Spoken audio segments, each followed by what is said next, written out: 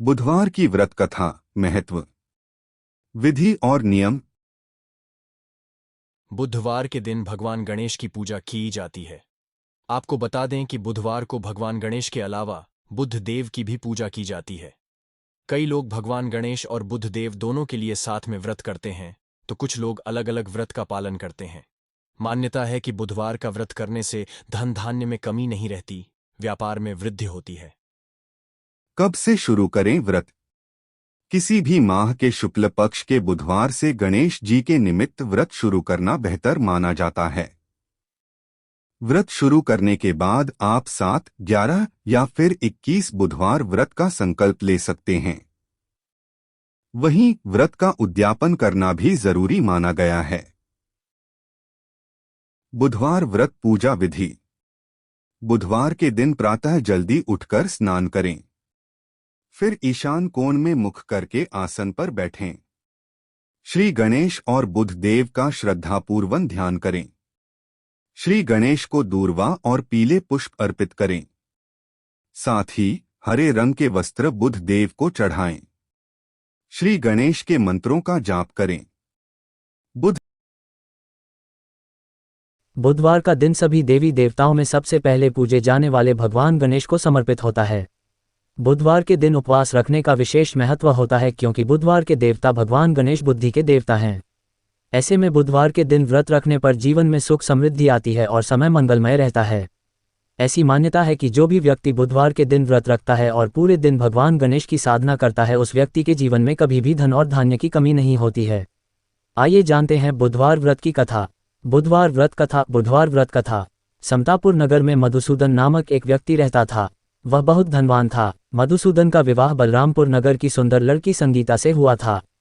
एक बार मधुसूदन अपनी पत्नी को लेने बुधवार के दिन बलरामपुर गया। मधुसूदन ने पत्नी के माता पिता से संगीता को विदा कराने के लिए कहा। माता पिता बोले, बेटा आज बुधवार है, बुधवार को किसी भी शुभ कार्य के लिए यात्रा नहीं करते। लेकिन मधुसूदन नहीं माना। उसने ऐसी शुभ अशुभ की बातों को न मानने की बात कही। दोनों ने बैलगाड़ी से यात्रा प्रारंभ की। 2 कोस की यात्रा के बाद उसकी गाड़ी का एक पहिया टूट गया। वहां से दोनों ने पैदल ही यात्रा शुरू की। रास्ते में संगीता को प्यास लगी। मधुसूदन उसे एक पेड़ के नीचे बैठाकर जल लेने चला गया।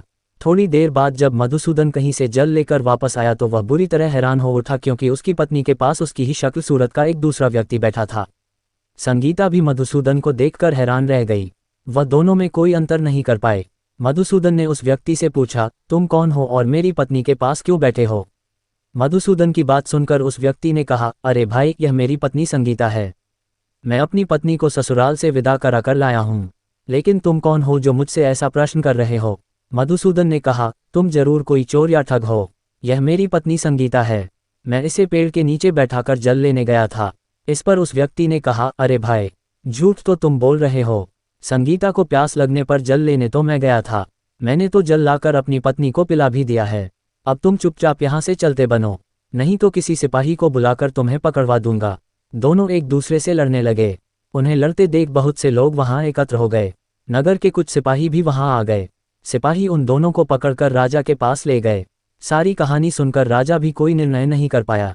संगीता भी उन दोनों में से अपने वास्तविक पति को नहीं पहचान पा रही थी। राजा ने दोनों को कारागार में डाल देने के लिए कहा। राजा के फैसले पर असली मधुसूदन भयभीत हो उठा। तभी आकाशवाणी हुई, मधुसूदन, तूने संगीता के माता पिता की बात नहीं मानी और बुधवार के दिन अपनी ससुराल से प्रस्थान किया। ये सब भगवान बुधदेव के प्रकोप से हो रहा है।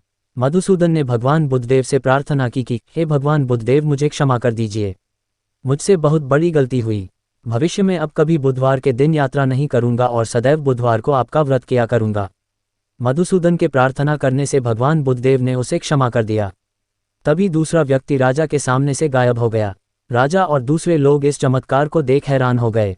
भगवान बुधदेव की इस अनुकंपा से राजा ने मधुसूदन और उसकी पत्नी को सम्मानपूर्वक विदा किया। कुछ दूर चलने पर रास्ते में उन्हें बैलगाड़ी मिल गई।